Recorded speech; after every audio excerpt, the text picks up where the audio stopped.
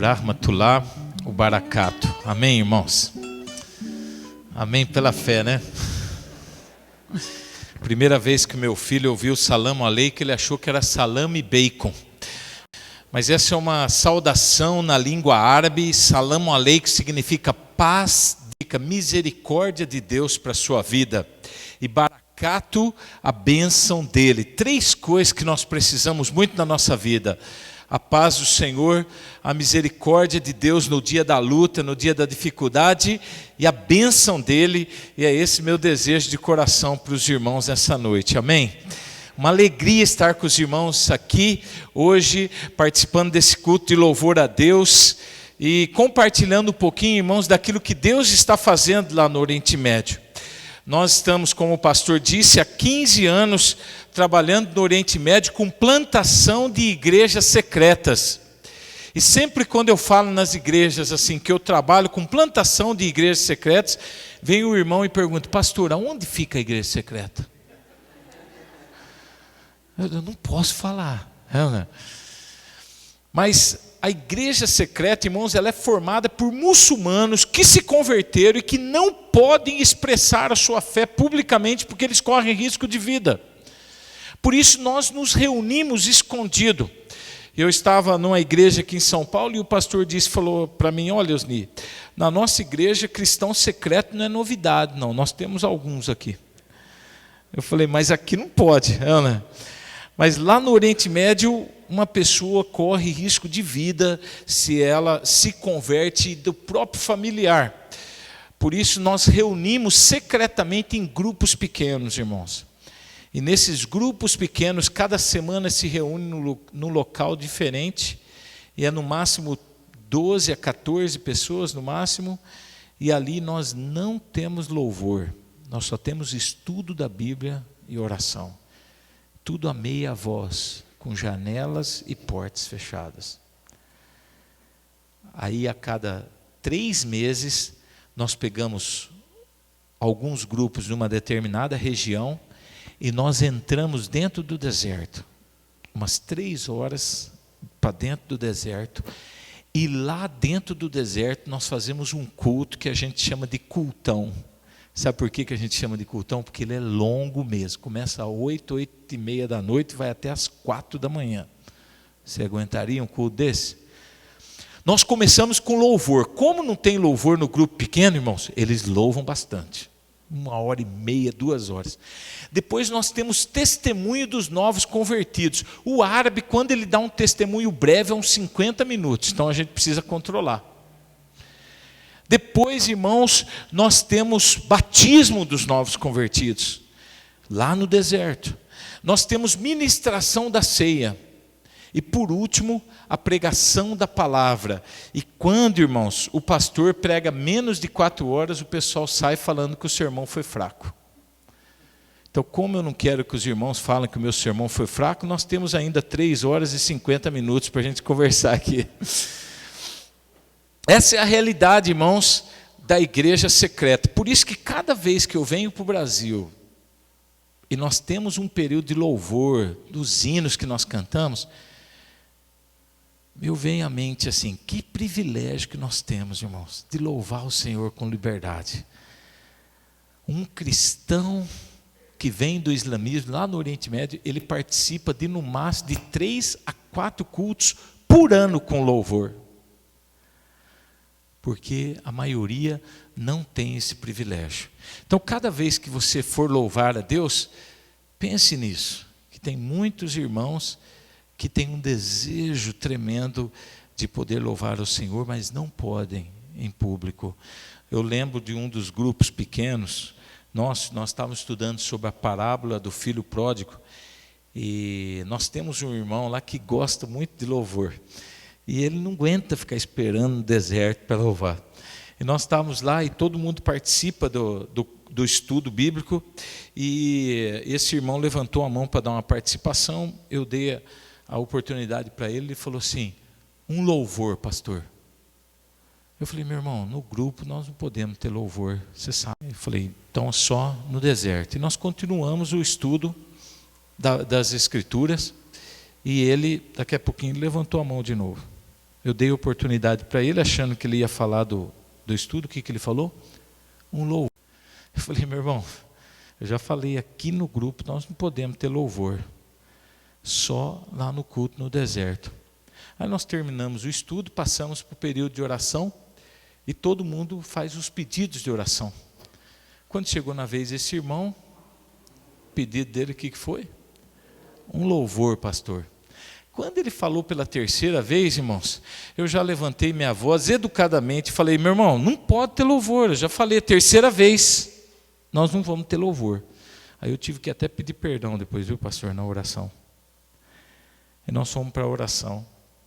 Quando nós terminamos a oração, eu abri os olhos, esse irmão estava em pé com o rádio na mão, ele falou, pastor, um louvor, mas eu vou explicar. Eu falei, é bom você explicar. Ele falou, tive uma ideia. Eu falei, o quê? Ele falou, olha pastor, nós vamos ligar esse rádio numa rádio secular bem alta, e aí a gente louva junto.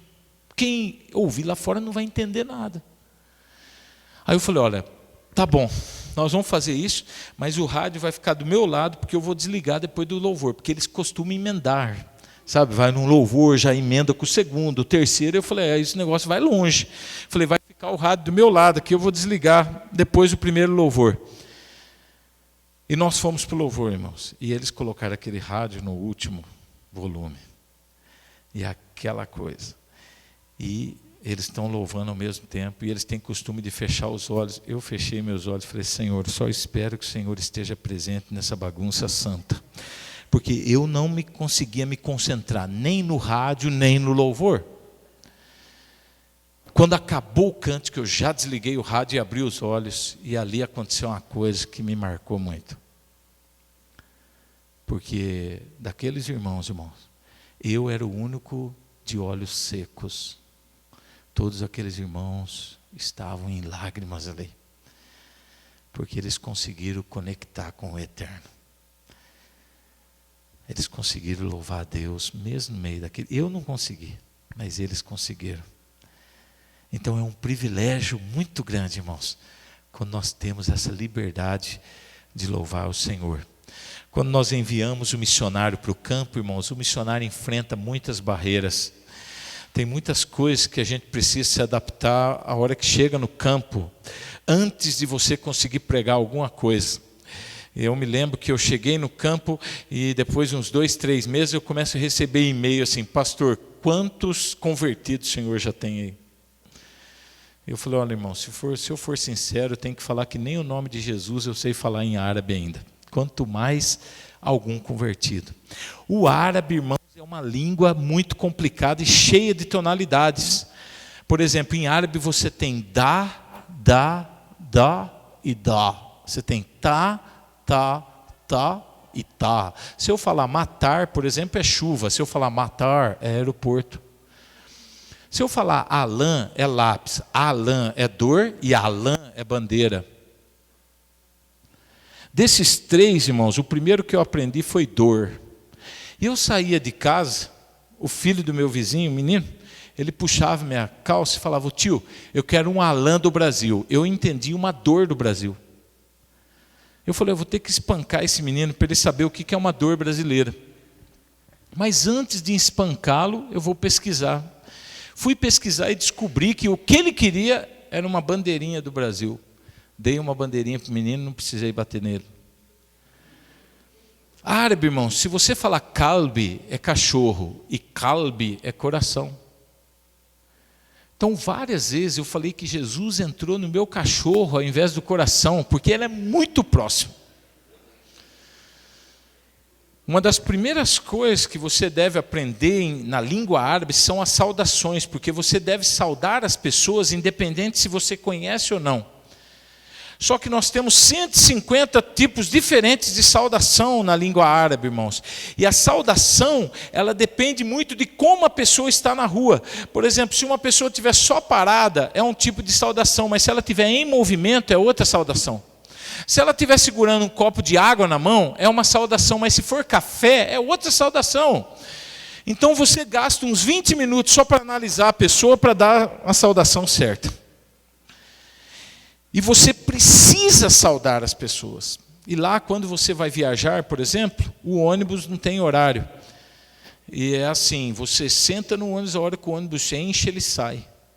Então você não pode falar assim, olha, amanhã, tal hora eu vou estar em tal lugar. Não, você fala, amanhã eu estou pretendendo viajar para aquela região. Que hora que eu vou chegar, eu não sei. A hora que o ônibus encher. Muitas vezes eu vou para o ônibus às 8 da manhã, o ônibus sai 2 horas da tarde. E você pega amizade com todo mundo ali no ônibus, a gente almoça juntos, é uma festa. Só que tem uma coisa.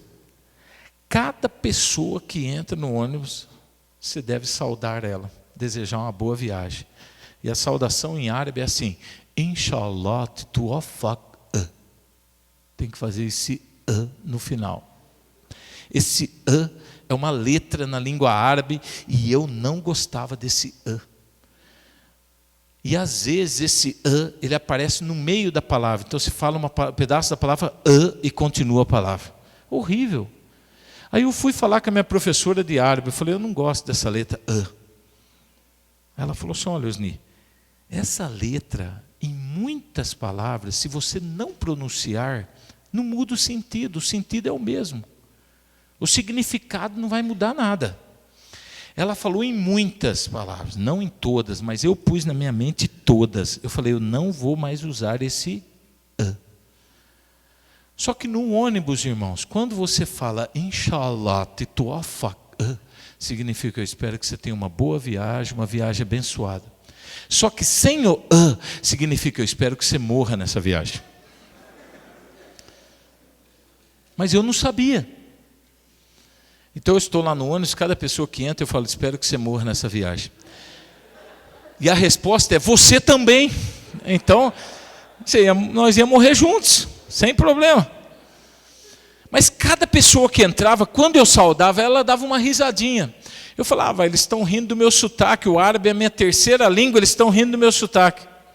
Aí entrou um rapaz, eu saudei ele não respondeu.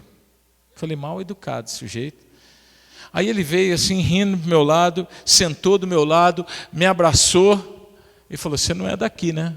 Eu falei, não, como é que você descobriu? Ele falou, olha, nessa expressão você deve fazer o Aí você já pode ir para lá.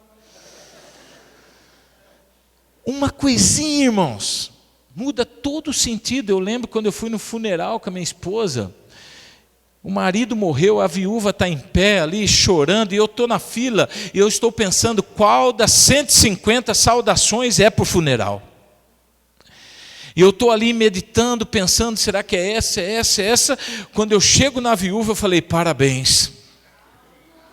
A minha esposa atrás nem conseguiu falar nada. Só deu a mão para a viúva e saiu.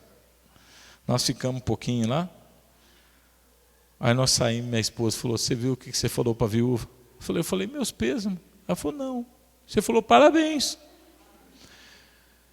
Mas a gente, irmãos, marido, a gente nunca quer aceitar que a esposa está certa, não é? Eu falei, como é que eu vou me sair dessa agora? Para me mostrar que a minha esposa está errada ainda. Eu falei, olha, meu bem, de repente o marido foi um péssimo marido, que é parabéns mesmo que ele morreu. Que a gente quer sempre sair por cima. Não é? Diferença linguística, irmão. Nós precisamos orar. Quando envia o missionário, ele precisa aprender a língua. Mas ele precisa aprender a cultura também. Lá no Oriente Médio, quando você chega numa casa, ele serve um café para você. Depois de um tempinho, eles vão servir chá, vão servir frutas. Mas depois de um tempinho vem o segundo café. O segundo café é sinal que a visita acabou. É para você tomar e ir embora. Mas eu não sabia. E eu fiquei 1h30 depois do segundo café. Aí eu percebi que alguma coisa eu tinha feito errado na casa. E aí fui conversar com outro missionário, o missionário foi dando todas as possibilidades e coisas que eu poderia ter feito. Eu falei, não, eu não fiz. Aí chegou uma hora, ele falou, quantos cafés deram para você? Eu falei, deram um no início da visita e um no final. No meio, eu falei. Ele falou, não, o meio é o final. Quando vem o segundo café, é sinal que a visita acabou, é para você tomar e ir embora.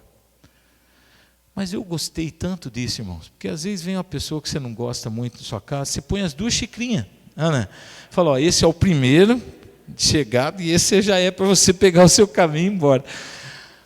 Mas Tudo tem um significado na cultura, irmãos. E eu fui pesquisar e descobri que os árabes, eles não avisam quando vão visitá-lo. Então, às vezes, chega no momento que você está muito atarefado, você não está para visita. Então, você recebe ele, coloca um cafezinho, passa uns 2, 3 minutinhos, você traz um outro café, educadamente você falou para ele, olha, agora eu estou sem tempo. E ele toma e vai embora. E se você quiser ir embora antes do segundo café, também você não pode ir embora. Você tem que falar, olha, eu preciso ir embora. Eles não vão se mover. Aí você fala de novo, eu preciso ir embora. Eles também não vão fazer nada. Na terceira vez que você fala assim, olha, eu preciso ir embora, aí eles vão trazer o segundo café, você toma, e aí você pode ir embora. Só que o café, irmãos, ele é com pó. E eu gosto de café quente. O que eu fazia, irmãos? Virava aquele café, de repente minha boca estava cheia de pó. E ficava aquele café ali na minha boca, e o cérebro manda uma mensagem para a garganta que ele não quer aquele café com pó. Então fica aquela tribulação ali, irmãos. Mas aí chega um momento que não tem jeito, o café tem que funilar, e ele começa a descer, e você tem vontade de tossir, porque tem o pó junto. Mas se você tosse tomando café árabe, sinal que o café está ruim. Você tem que engolir o café em nome de Jesus, com pó e tudo. E eu estou lá 3 meses tomando café com pó. Eu cheguei para minha esposa um dia, eu falei, meu bem, eu creio que Deus nos chamou para o trabalho com os árabes, eu amo os árabes, mas o café deles só a graça. E aí eu fui na casa de um muçulmano, um árabe, que já era mais amigo meu, e ele pôs o café, e quando eu fui já tomar, ele falou, não, Osni, espera um pouquinho. Ele falou assim, espera um pouquinho, porque o nosso café tem pó, se você esperar um pouquinho, o pó assenta. Ele falou, e quando você tomar, não vira tudo não, porque o pó a gente não toma. Depois de 3 meses tomando café, já estava com um pé de café no meu estômago, que aí que me fala. Diferença cultural, irmãos. Nós precisamos se adaptar e se ajustar. Os árabes, quando eles vão cozinhar, irmãos, eles colocam frango na panela, eles colocam arroz, eles colocam amendoim, couve-flor, e vai tudo junto misturando aquilo ali, algumas sementes, e depois que está tudo bem cozidinho, eles vão colocar canela em pó. Aí mistura bastante canela em pó, e depois iogurte natural, e mistura tudo aquilo ali, e aí eles viram tudo isso numa travessa grande no chão, assim. E todo mundo vai sentar ao redor daquela travessa e comer com a mão. Só que você não pode comer de qualquer jeito. Você tem que pegar os 4 dedos e ir pegando o arroz e ir fazendo uma bolinha, deixando o dedão livre para empurrar essa bolinha para dentro da sua boca. E eu falei, por que do iogurte natural? Eles falaram, porque deixa a bolinha redondinha. E eles colocam uma toalhinha de rosto nas suas pernas, porque quando você começa a fazer essa bolinha, o iogurte natural começa a escorrer aqui. E aí vai pingando naquela toalhinha. Só que quando eles colocam o frango na panela, ele é o primeiro lá embaixo. E quando eles viram, o que acontece? O frango fica em cima de tudo. E quando você senta ao redor dessa travessa, você imagina nessa travessa um triângulo assim na sua frente, que é a sua área de atuação. É o seu prato ali, mas tudo junto. Então, quando eles viram, irmãos, o frango que vier escorregando e cair na sua frente é o seu pedaço. E quando eles vieram, irmãos, eu vi um peito de frango, eu comecei a interceder para o peito de frango cair no meu triângulo, porque é a melhor parte, né? Mas não caiu, irmãos, o peito de frango foi para o outro lado, para o lado do dono da casa, e veio um pedaço de frango para mim, que era mais osso do que frango. E aí o dono da casa ficou muito chateado, porque ele queria dar a melhor parte para mim. Mas ele não pode tirar e passar para o meu lado. Isso não pode acontecer.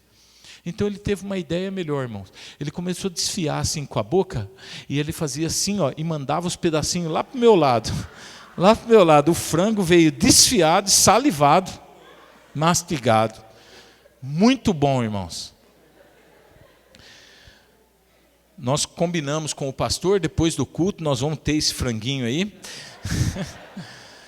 para os irmãos terem uma experiência também transcultural, entendeu? Mas diferença cultural, irmãos. Eu fui num casamento, lá o casamento, a festa vem antes do casamento. É uma coisa boa, irmãos, porque às vezes a gente quer ir só na festa do casamento. E aí você tem que esperar a cerimônia. Lá eles já facilitaram para a gente. Eles dão a festa, depois vem a cerimônia.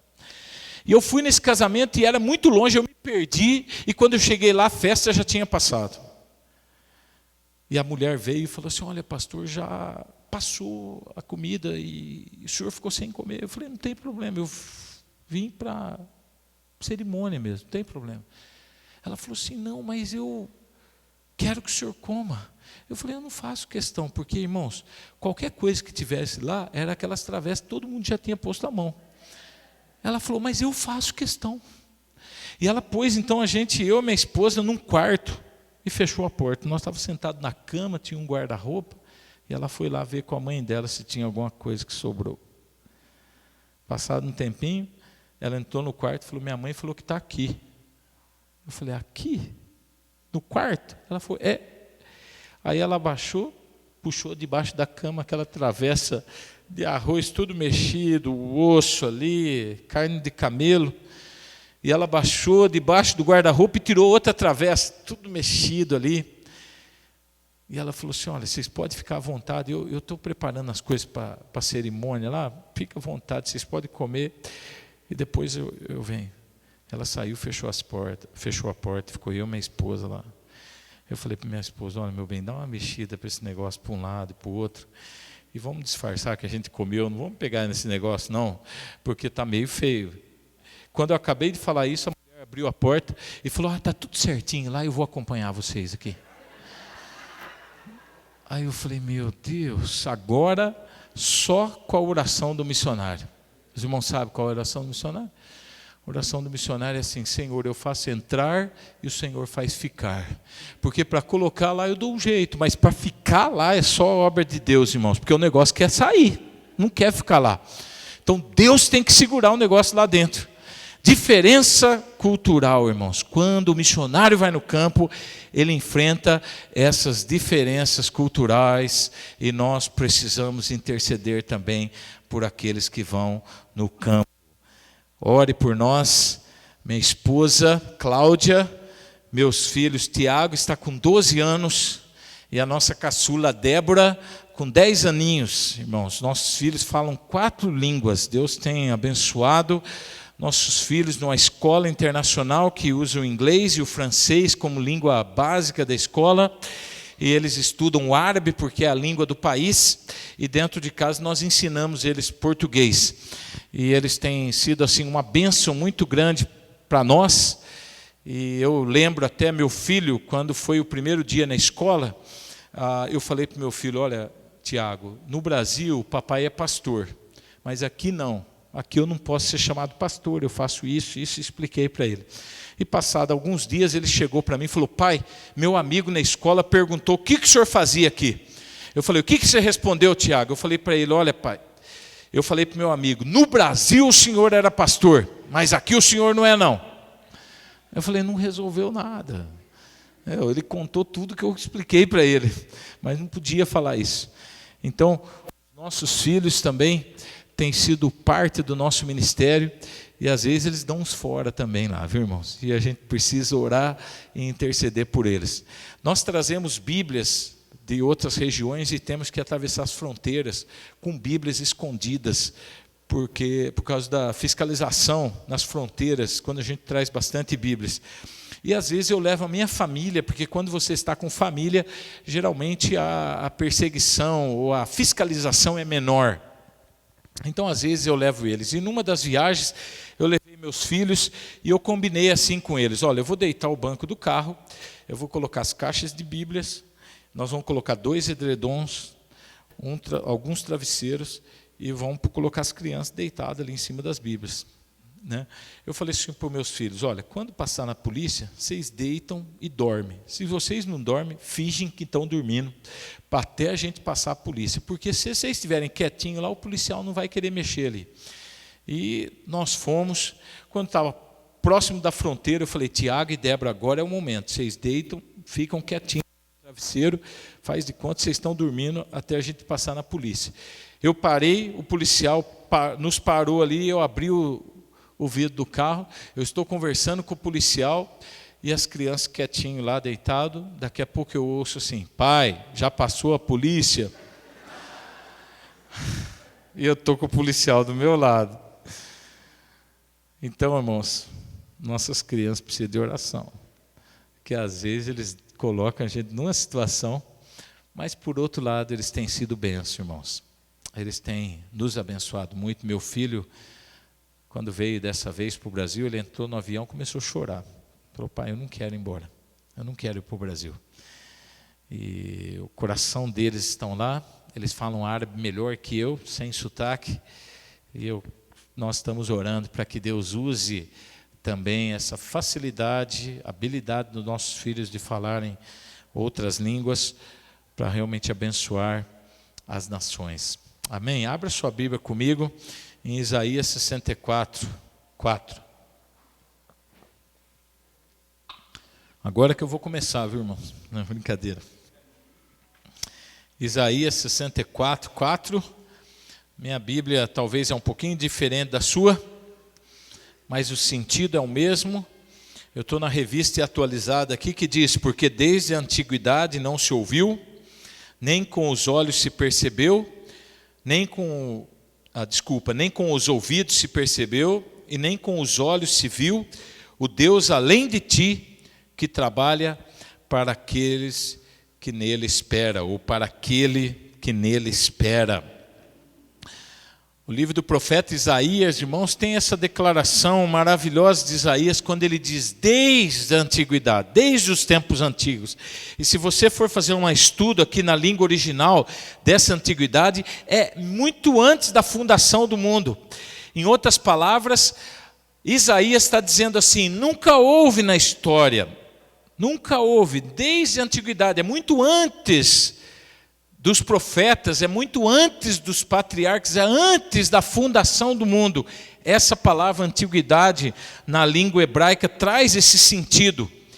E ele fala que desde antes da criação do mundo nunca se ouviu e nunca se percebeu e nem os olhos se viu um Deus além de ti. Quem que é esse Deus, irmãos?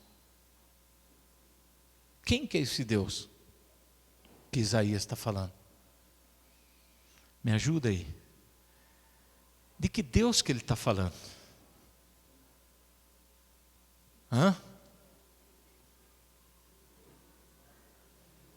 Mais alto. O nosso Deus, meu amado, obrigado, é o nosso Deus. Ele não está falando de Alá, do Deus do islamismo, irmãos. Ele não está falando do Deus do budismo, do Deus do hinduísmo. Ele está falando que nunca se viu na história, mesmo antes da fundação do mundo, um Deus além do nosso Deus, irmãos. E é isso que nos motiva a pregar lá no Oriente Médio, irmãos, porque nós sabemos que nosso Deus, ele é um Deus incomparável, não existe Deus além do nosso Deus. Imagine, irmãos, esse Deus que habita dentro de você, ele é muito mais poderoso, não existe nada comparado com ele, e ele, irmãos, está acima de todos os outros deuses, porque não existe comparação com esse Deus. Até aí, irmãos, já é uma maravilha esse versículo, mas ainda Isaías dá mais uma bênção para a gente. E ele diz que esse Deus, que é tão poderoso, que é criador de todas as coisas, sabe o que ele faz, irmãos? Ele trabalha para quem? Para aqueles que nele espera. Vamos lá? Deus trabalha para aquele que nele espera. Irmãos, Deus trabalha para todo mundo? Não. Por que nós temos gente mais abençoada e menos abençoada, irmãos? Porque Deus, se você espera no Senhor, se você ora e confia e espera na ação de Deus, Deus vai trabalhar mais em você, é lógico. Deus vai fazer uma obra maior em você, é lógico, porque Deus, irmãos, dia e noite, 24 horas por dia, Ele trabalha para aqueles que nele esperam. O que você tem esperado do Senhor? 30% dos muçulmanos, irmãos, se converte com a leitura da Bíblia, só lendo a Bíblia, sem contato com ninguém. Mas eles não têm Bíblias, eles não têm. Eu acabei de falar para os irmãos que a gente traz Bíblias nas fronteiras de outros países. Nós atravessamos fronteiras perigosíssimas com Bíblia. Mas depois nós temos que entregar essas Bíblias. Algumas Bíblias nós entregamos pessoalmente. Mas outras Bíblias, irmãos, nós escondemos no nosso corpo. Nós viramos o homem-bomba de Bíblias. E nós saímos de madrugada deixando essas Bíblias na porta da casa dos árabes. No outro dia de manhã eles encontram essas Bíblias. Algumas Bíblias são queimadas, algumas Bíblias são destruídas, mas algumas Bíblias são lidas e Deus tem transformado vidas com essas escrituras. Quando eu comecei esse trabalho, irmãos, eu queria um companheiro comigo, um outro missionário que pudesse me acompanhar nas madrugadas entregando Bíblia. Mas eu conversava com vários missionários e eles falaram, não, isso daí é muito perigoso. Não, eu não tenho dom para isso. Ou outros falaram, eu não tenho coragem. E aí chegou um missionário mexicano, novo lá no campo, cheio de desejo de servir o Senhor. Eu falei para ele, olha, vamos fazer entrega de Bíblia? Não falei dos perigos, só falei que era bom fazer isso. Ele aceitou. Vamos. E nós começamos, irmãos, reunimos à meia-noite, orávamos até 1h, colocamos Bíblia no nosso corpo, colocávamos Bíblia tudo no nosso corpo e nós saímos fazendo essas entregas. Esse menino começou a estudar árabe, ele não sabia árabe, era novo no campo ainda, mas virou um companheiro fiel comigo ali nas madrugadas. Mas uma noite, nós estávamos caminhando com Bíblias, umas 2h pouco, e eu vejo, irmãos, 2 carros vindo na nossa direção bem devagar. 2 carros juntos, andando da madrugada, bem devagar. E eu falei para eles, olha, falei para o meu amigo, para de entregar, porque pode ser gente da polícia secreta. E a polícia secreta lá no Oriente Médio, irmãos, eles não andam uniformizados. Sabe por quê? Porque eles são secretos. Eu fiquei sabendo que a polícia secreta de Portugal anda rigorosamente uniformizada. E eles têm até plaquinha, polícia secreta, aqui. Nós estávamos andando, irmãos, e esses carros vieram, e eles aproximaram, e eles fecharam, bloqueando a nossa passagem. E quando eles bloquearam a nossa passagem, irmãos, eu olhei para o mexicano, e ele começou a mudar de cor, ficar verde, amarelo, azul, de medo. 4 homens desceram do carro, e eles começam a conversar comigo em árabe. Eu respondo em árabe e logo eles percebem que eu não sou de lá, eu tenho um sotaque na língua árabe. E aqueles homens então perguntam para mim, da onde você é? Eu falei, da onde você acha que eu sou?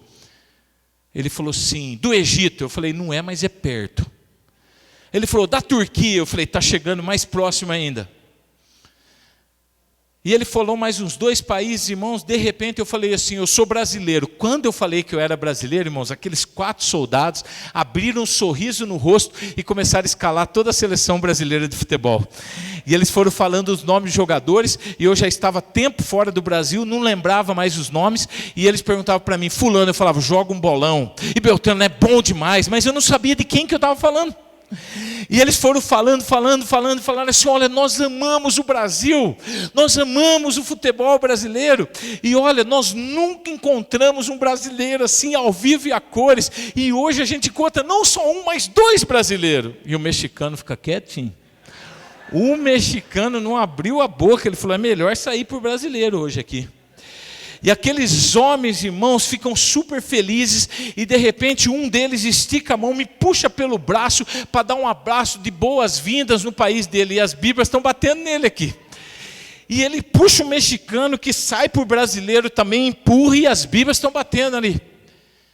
E aqueles homens olham e falam, vocês são muito bem-vindos no nosso país, nós amamos o Brasil. E depois de um tempo eles olham e falam assim, para onde vocês estão indo? Vocês não querem carona para algum lugar?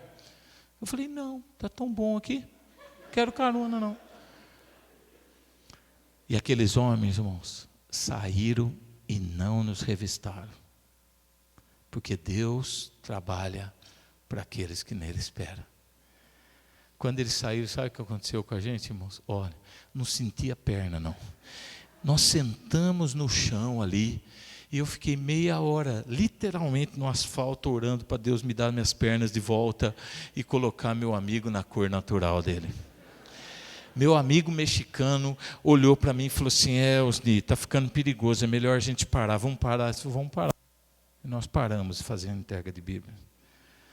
Passados uns 2 meses e meio, esse mexicano me procura e diz: Osni, medo é psicológico. Vamos voltar a entregar a Bíblia? Falei, vamos voltar. E começamos de novo. Uma noite fria, nós estávamos ali preparando, eu peguei uma jaqueta minha, cortei todo o forro da jaqueta, enchi de Bíblias ali, nessa jaqueta, fechamos tudo, estamos quase para sair, irmão, chegou um árabe da igreja secreta. Ele falou: onde vocês estão indo? Ele falou: você sabe que a gente faz esse trabalho de entrega de Bíblias?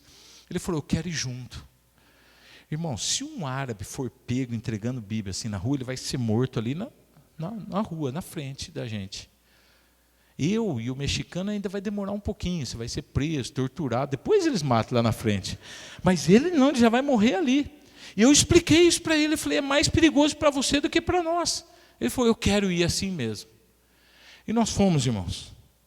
E lá pela volta de 3 da manhã, nós estávamos subindo uma subida, porque subir só pode ser subida, não é? E estava atrás um pouco de mim, eu um pouco mais à frente, e atrás estava o árabe e o mexicano multicolor. E eu vejo a mesma cena, irmãos, 2 carros vindo na nossa direção. Eu virei para eles e falei: para de entregar, porque pode ser gente da polícia. Quando eu certifiquei que era novamente o pessoal da polícia, eu virei para falar para eles que era mesmo da polícia. Eu só vi uma perna do árabe pulando o muro da casa, e nem minhas Bíblias ele devolveu, foi embora. E ficou só eu e o mexicano multicolor. E nós paramos, irmãos, e o carro, os 2 carros pararam, mas um saiu e o outro ficou.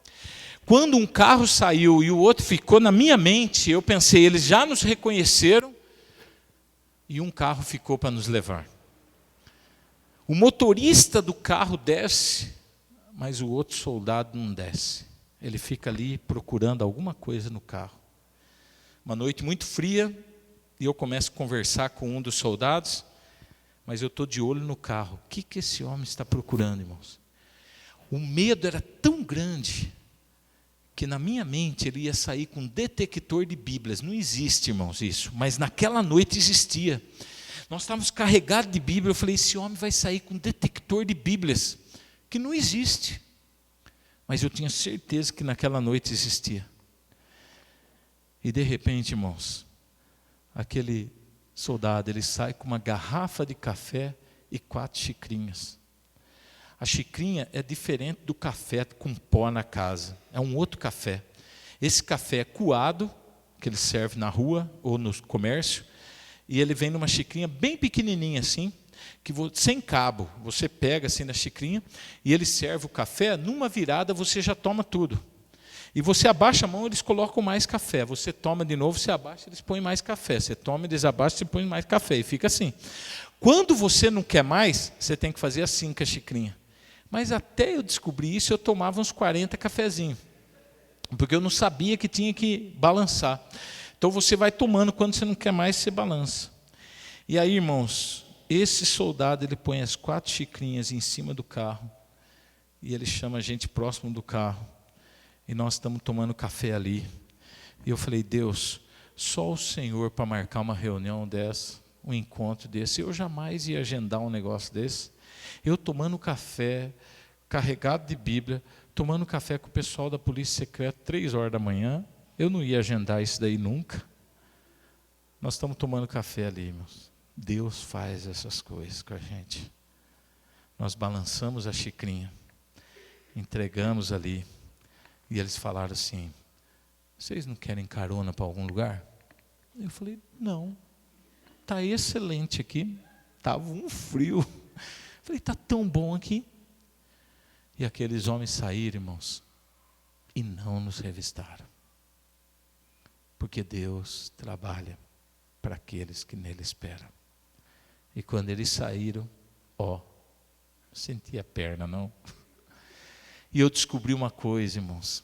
Eu tenho bastante fé na hora boa. Mas quando as coisas apertam, eu fico caçando. Onde está minha fé? Nós fomos abordados ainda uma terceira vez pela polícia. Às 4:30 da manhã, as mesquitas chamam para oração. As mesquitas são os templos dos muçulmanos. E eles chamam nos alto-falantes ali para a oração da manhã. Por isso nós paramos de fazer entrega às 4 horas da manhã, porque o país acorda às 4:30. E num dia nós paramos, já tínhamos acabado de fazermos a entrega, e 2 carros se aproximaram de nós. E foi tão interessante que naquele dia eles não quiseram diálogo, eles simplesmente pediram para que nós encostássemos na parede, abríssemos nossos braços, que eles queriam nos revistar. E eu não sei se você já passou por a experiência de ser revistado, é uma experiência muito ruim, muito negativa, mas naquele dia eu gostei, irmãos. Eu encostei, abri os braços e falei, glória a Deus, pode revistar. E depois eles amenizaram, eles estavam bem brutos, eles amenizaram e conversaram um pouquinho com a gente. E depois eles falaram assim, para onde vocês estão indo? Eu falei, Jabalaman, que é o nome do bairro que eu estava indo. Vocês querem carona? Eu falei, lógico. Leva a gente. Deus trabalha para aqueles que nele esperam, irmãos. O que você tem esperado, Senhor? Deus que habita em você é um Deus incomparável. É um Deus que não tem comparação com outro Deus. E Deus quer te usar. Eu tinha um serviço de pedreiro em casa. Eu chamei um rapaz que é muçulmano para fazer o serviço ali em casa. E pedreiro, irmãos, quando ele chega e fala, é 3 dias, você pode ir por 1 semana. Ana. Quando eles falam, esse é serviço para 1 semana, é uns 15, 20 dias. Quando eles falam 20 dias, é 3 meses. Então esse muçulmano chegou, olhou o serviço e falou assim, é uns 4 dias de serviço aqui. E eu falei para minha esposa, olha, esse rapaz trabalhando aqui dentro de casa, eu vou usar uma estratégia para ele acabar logo o serviço. Eu vou ficar pregando para ele o dia inteiro aqui a respeito de Jesus. Ele é muçulmano, vai ficar cansado que ele vai terminar o serviço mais rápido. E funcionou, irmãos. 2 dias e meio tinha terminado o serviço, porque eu fiquei ali no pé dele falando de Jesus. Quando ele terminou o serviço, eu fui pagar, ele disse assim, você não quer me vender um livro seu? É o livro que era a Bíblia. Eu falei, tá bom, só um minutinho. Fui lá no meu quarto, peguei uma Bíblia, e eu falei, eu vou fazer uma dedicatória para esse homem, vou dar uma Bíblia para ele. Só que, irmãos, tem 2 tipos de dedicatória que a gente faz. Tem aquela dedicatória que você não quer pensar, você põe assim, Deus te abençoe e assina, você já entrega, já está pronto. E tem a outra dedicatória que você quer gastar tempo, você fica caçando umas palavras bonitas, mesmo que a gente não sabe o significado, só para ficar enfeitado ali, ficar bonito. E eu falei, eu quero fazer uma dedicatória caprichada. Peguei o dicionário da língua árabe e fiz ali, escolhi umas palavras compridas, bonitas ali para feitar bem. E fiz uma dedicatória, gastei uns 25 minutos, fiz uma dedicatória caprichada. Cheguei, falei, olha, isso daqui é um presente da igreja brasileira para o senhor. Ele abriu a caixa de ferramenta deles, colocou a Bíblia, fechou e foi embora. Passados uns 20, 25 dias, eu encontrei esse homem na rua, conversamos um pouquinho. E eu falei, e a Bíblia? Ele falou, está aqui. Ele abriu, estava do jeitinho que eu coloquei. Aí eu fiquei meio chateado. Eu falei, nem da caixa de ferramenta ele tirou. Eu falei, o senhor está lendo? Ele falou, não. Eu falei, por que o senhor não está lendo? Ele falou, porque eu não sei ler nem escrever. Irmãos, na hora eu fiquei mais chateado da minha dedicatória. Eu nem pensei na Bíblia em si. Eu falei, 25 minutos que eu gastei para escrever uma dedicatória caprichada, o homem não sabe ler nem escrever. Perdi tempo da minha dedicatória. E a gente é humano, né? Eu nem pensei na Bíblia na hora, só na minha dedicatória. Aí ele virou para mim e ele falou assim, mas é de Deus que eu não sei ler nem escrever. Eu falei, por que de Deus? Ele falou, sabe por quê? Eu estou sempre com a Bíblia aqui comigo. Eu falei, mas o que adianta, né? Se você não sabe ler nem escrever. Ele falou, então, quando eu encontro um amigo meu, eu pergunto, você sabe ler? Um amigo fala, sei. Ele falou assim, então, lê aqui para mim. Ele falou, quando meu amigo lê, fala, ó, para nós dois. Lê de novo. Ó, é para nós dois. Aí ele falou assim, no dia que você me deu a Bíblia, mais de 30 pessoas já leram a Bíblia para mim. Eu falei, meu irmão, nem vai na escola, fica assim mesmo. Não aprende não, porque você está melhor assim. Agora, irmãos, se Deus pode usar um homem semi-analfabeto no contexto de perseguição lá do Oriente Médio, quanto mais Deus pode usar você e eu, meu amado.